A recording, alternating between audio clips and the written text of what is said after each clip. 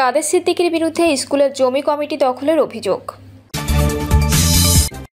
মুজিববাদের নতুন পাহারাদার বিএনপি, বললেন নাহিদ। জানাবো নরপিশাচদের অনুশোচনা নাই।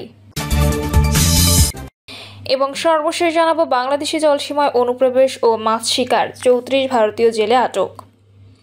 শুনছিলেন সংবাদ শিরোনাম, এবারে বিস্তারিত। কাদের সিদ্দিকীর বিরুদ্ধে স্কুলের জমি কমিটি দখলের অভিযোগ। 1990 সালে গাজীপুরের রাজেন্দ্রপুর উপজেলার নয়নপুর গ্রামে এলাকাবাসীর সহযোগিতায় পারিবারিক সম্পত্তির উপর কচিকাঁচা একাডেমি প্রতিষ্ঠা করেন ইকবাল সিদ্দিকী। পরবর্তীতে তার নেতৃত্বে গড়ে ওঠে নয়নপুর NS আদর্শ বিদ্যালয়, Iqbal Siddiqui school and college এবং ইকবাল সিদ্দিকী এডুকেশন সোসাইটি। তবে 2023 সালে ইকবাল সিদ্দিকীর মৃত্যুর পর সুকৌশলে তার দূর সম্পর্কের আত্মীয় কাদের সিদ্দিকী নিজেকে ইকবাল সিদ্দিকীর এডুকেশন সোসাইটির স্বঘোষিত সভাপতি ঘোষণা করেন। সভাপতি হওয়ার পর থেকেই তিনি সকল প্রতিষ্ঠানের জমি এবং প্রতিষ্ঠান দখল করতে জাল ও মৃত ব্যক্তির স্বাক্ষর নিয়ে কমিটি গঠন, রাজনৈতিক প্রভাব খাটানো সহ নানান অপকর্ম শুরু করেন কৃষক শ্রমিক জনতা লীগ এর সভাপতি আব্দুল কাদের সিদ্দিকী। সংবাদ সম্মেলনে ইকবাল সিদ্দিকীর মেজো ভাই হায়দার সিদ্দিকী লিখিত বক্তব্য অভিযোগ করে বলেন, গত 4 মার্চ 2023 তারিখ ইকবাল সিদ্দিকীর মৃত্যুর পর 2 দিনের মধ্যে অত্যন্ত সুকৌশলে শোকাহত পরিবারের স্পর্শকাতর সময়ে তার কিছু সহযোগীর যোগসাজশে নিয়ম বহির্ভূতভাবে আব্দুল কাদের সিদ্দিকী নিজেকে ইকবাল সিদ্দিকী এডুকেশন সোসাইটির স্বঘোষিত সভাপতি ঘোষণা করেন। ইকবাল সিদ্দিকীর মৃত্যুর পর থেকে জনাব কাদের সিদ্দিকীর ইকবাল সিদ্দিকী এবং তার উত্তরাধিকারদের সম্পত্তির উপর নজর পড়ে।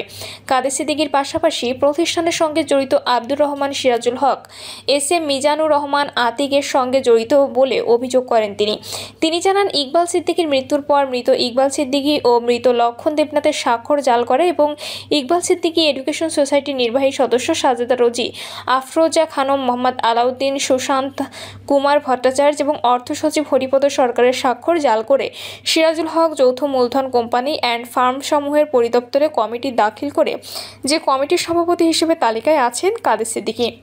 নিশ্চিত স্বাক্ষর জাল জালিয়াতির প্রমাণ পাওয়ায় দাখিলকৃত কমিটি স্থগিত ঘোষণা করে RJSC। কমিটি স্থগিত হলেও কাদের সিদ্দিকী প্রতিষ্ঠানের ব্যাংক অ্যাকাউন্টগুলো থেকে অবৈধভাবে টাকা উত্তোলনের জন্য ব্যাংক কর্তৃপক্ষকেও ক্রমাগত চাপ সৃষ্টি করছে উল্লেখ করে তিনি বলেন, ইকবাল সিদ্দিকীর মৃত্যুর পর ব্যাংক কর্তৃপক্ষকে বিভ্রান্ত করে সরকারি অনুমোদন ছাড়াই কাদের সিদ্দিকী গ্যাং প্রতিষ্ঠানের হিসাব পরিচালনার দায়িত্ব গ্রহণ করেন। আমাদের অভিযোগের ভিত্তিতে বর্তমানে আর্থিক নিরাপত্তার স্বার্থে ব্যাংক হিসাবগুলো অবরুদ্ধ রয়েছে, তবে যে কোনোভাবে তারা ব্যাংক থেকে অর্থ ছাড় করানোর পায়তারা করছে। তিনি বলেন, কাদের সিদ্দিকী দাখিলকৃত সোসাইটির কার্যনির্বাহী কমিটি RJSC কর্তৃক স্থগিত হওয়ায় কাদের সিদ্দিকী নিজেকে সোসাইটির সভাপতি হিসেবে দাবি করার কোনো বৈধতা নেই। একইভাবে তার মনোনীত আব্দুর রহমান ও ইকবাল সিদ্দিকী কলেজের সভাপতি হিসেবে বৈধ নয়। তিনি জানান, আব্দুর রহমানের শিক্ষাগত যোগ্যতা HSC হলেও কাদের সিদ্দিকী তাকে স্নাতক হিসেবে প্রত্যয়ন দিয়ে কমিটির সভাপতি হিসেবে নিয়োগ দিয়েছেন। হায়দার সিদ্দিকী অভিযোগ করে বলেন, RJSCর স্থগিতাদেশ থাকা সত্ত্বেও স্থগিতাদেশ গোপন করে গত 9 জুলাই মাওসি পরিচালককে প্রভাবিত করে কাদের সিদ্দিকী সোসাইটি সভাপতি হিসেবে চিঠি ইস্যু করান। তিনি বলেন, 2025 শিক্ষাবর্ষের SSC পরীক্ষার ফলাফলের ভিত্তিতে ইকবাল সিদ্দিকী স্কুল জেলার 4র্থ শিক্ষা প্রতিষ্ঠান, অথচ মাওসি কাদের সিদ্দিকীর প্রভাবে ওই প্রতিষ্ঠানের শিক্ষার পরিবেশ সুষ্ঠু নয় মর্মে চিঠি ইস্যু করেছেন। তিনি আরও অভিযোগ করে বলেন, কাদের সিদ্দিকী প্রতিষ্ঠানের টাকা দিয়ে ব্যক্তিগত কর্মচারীর বেতন পরিশোধ, বিধি বহির্ভূতভাবে প্রতিসভায় অর্থ গ্রহণ, দ্বাদশ জাতীয় সংসদ নির্বাচনে প্রচারণা ব্যয় মেটাতে প্রতিষ্ঠানের শিক্ষক কর্মচারীদের কাছ থেকে জোরপূর্বক অর্থ আদায়ের প্রমাণ রয়েছে। তিনি বলেন, ইতোপূর্বে কাদের সিদ্দিকী, মিজানুর রহমান ও সিরাজুল হক গ্যাং এর সহযোগিতায় প্রতিষ্ঠান থেকে লক্ষ লক্ষ টাকা উত্তোলন করে আব্দুর রহমান ব্যক্তিগত নামে জমি রেজিস্ট্রি করার অপচেষ্টা চালাচ্ছে। প্রশাসন, সরকার ও স্থানীয়দের সহযোগিতা কামনা করেন। তিনি বলেন, ইতিপূর্বে কাদের সিদ্দিকী মাজারের জমি ও সরকারি জমি দখলের অভিযোগে সমালোচিত হয়েছেন। মহান মুক্তিযুদ্ধে অবদান রেখেছেন বলে তিনি আমাদের জমি বা প্রতিষ্ঠান দখল করার অধিকার রাখেন না। বারবার বিভিন্নভাবে এই ধরনের অন্যায় থেকে বিরত থাকার কথা বলে আমরা ব্যর্থ হয়েছি। তাদের পালিত সন্ত্রাস বাহিনী দ্বারা নানা রকম হুমকির শিকার হচ্ছি। আমাদের দেয়ালে পিঠ ঠেকে গেছে। সরকারের কাছে এই অর্থলোভীদের শাস্তি দাবি করছি। আমাদের প্রাণের বিদ্যাপীঠের গতিশীল সুষ্ঠু পরিবেশ অব্যাহত রাখতে এবং কাদের সিদ্দিকী ও তার দুষ্কৃতকারী সহযোগীরা অন্যায়ভাবে বিভিন্ন মহলের কোনো প্রকার সহযোগিতা নিয়ে জমি দখল, প্রতিষ্ঠান দখল, অর্থ আত্মসাৎ করতে না পারে এ ব্যাপারে সকলের প্রতিযোগিতা কামনা করছি। মুজিববাদের নতুন পাহারাদার বিএনপি, বললেন নাহিদ। বিএনপি এখন চাঁদাবাজদের দলে পরিণত হয়েছে, সন্ত্রাসী দলে পরিণত হয়েছে। মুজিববাদের নতুন পাহারাদার হিসেবে আবির্ভূত হয়েছেন বলে মন্তব্য করেছেন জাতীয় নাগরিক পার্টির আহ্বায়ক নাহিদ ইসলাম। নাহিদ ইসলাম বলেন, বাংলাদেশের মুজিববাদ একটি বিভাজন তৈরি করে রেখেছে। মুজিববাদী সংবিধান বাংলাদেশকে একটি স্বাধীন রাষ্ট্রে পরিণত হতে দেয়নি। সেই ৭২-এর সংবিধানকে এখনও টিকিয়ে রাখতে চাচ্ছে বিএনপি। যেহেতু আবারও চাঁদাবাজ, দুর্নীতিবাজ এবং মুজিববাদের পাহারাদার এসেছে, তাদেরও প্রতিহত করতে হবে, তাদের বিরুদ্ধে সংগ্রাম করতে হবে। তিনি বলেন, গণঅভ্যুত্থানের পর আমরা বলেছিলাম মাফিয়া ও দুর্নীতি বন্ধ করতে হবে, কিন্তু আমরা দেখছি দুর্নীতি সেই সিস্টেমকে পাহারা দেওয়ার জন্য নতুন দলের আবির্ভাব ঘটেছে।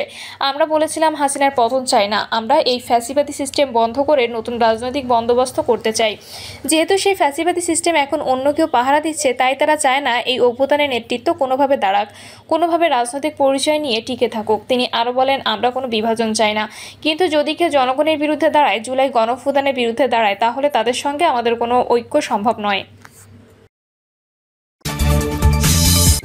নরপিশাচের অনুশোচনা নাই।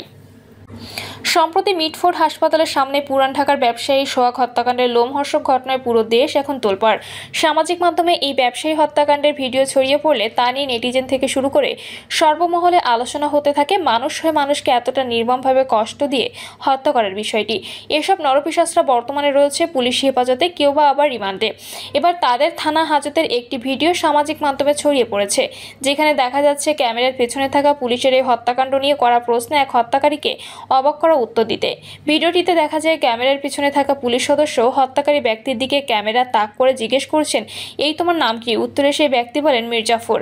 এবার তার পাশে থাকা আরেক হত্যাকারীকে সেই পুলিশ সদস্য জিজ্ঞেস করেন, তোমার নাম কি?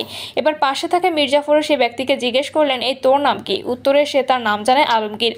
এবার মির্জাফরকে সেই পুলিশ সদস্যের প্রশ্ন, এই যারে মারলেন এইভাবে মারলেন কেন?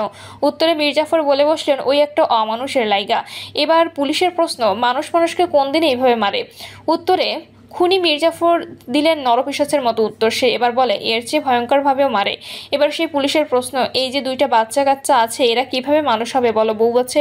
এবার মির্জাফরের উত্তর ঠিক ইতিহাসের সেই মির্জাফরের মতোই। উত্তরে সে বলে, যে পার্টনারের টাকা পয়সা সম্পদ সব নিয়ে নিয়েছে, ওরও তো বাচ্চা কাচ্চা আছে, ওই স্যারা কিভাবে বাঁচবো?